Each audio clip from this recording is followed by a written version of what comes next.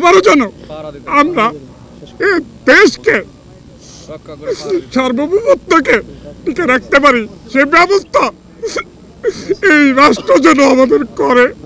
সন্তানরা আজকে বাবাহারা হয়ে গেছে, পিতৃহারা হয়ে গেছে। পিতা ছিল হচ্ছে কারাগারের ভিতরে, এটা বলতে হয় ইতিমের মতোই তারা মানুষ হয়েছে।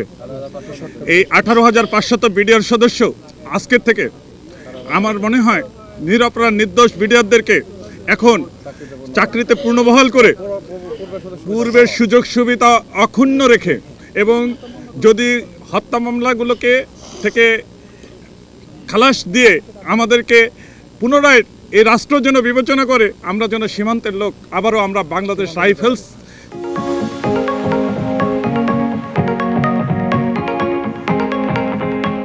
চলে যেতে পারি।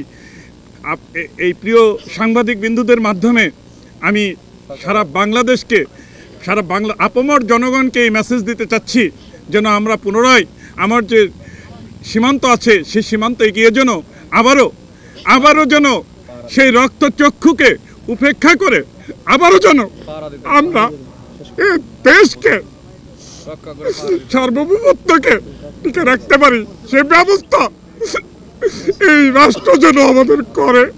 যারা খালাসপ্রাপ্ত এবং যারা বিস্ফোরক নামে একটা ভুয়া মামলা আটক ছিল, তারা গত 16 বছর আগেই তারা বিভিন্নভাবে হাইকোর্ট থেকে এবং যারা তদন্তকারী কর্মকর্তা ওনাদের কাছ থেকে রায় পাইছিল, কিন্তু যে কোনো কারণে ফ্যাসিস্ট হাসিনা সরকার তাদেরকে আটকে রাখছিল পরিকল্পনা মাফিক।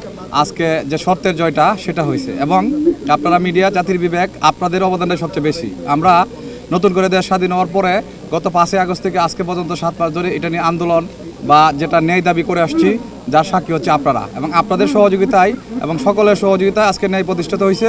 তারপর আরেকটা বিষয় হচ্ছে, এখানে আমাদের আজকে যতটুকু জানি 250 জন লোক মুক্তি পাইছে। এরপরেও কিন্তু আমাদের এখানে যারা খালাসপ্রাপ্ত আছে, 10 বছর সাজা ছিল বা 7 বছর ছিল, এরকম অনেক লোক আছে। আরও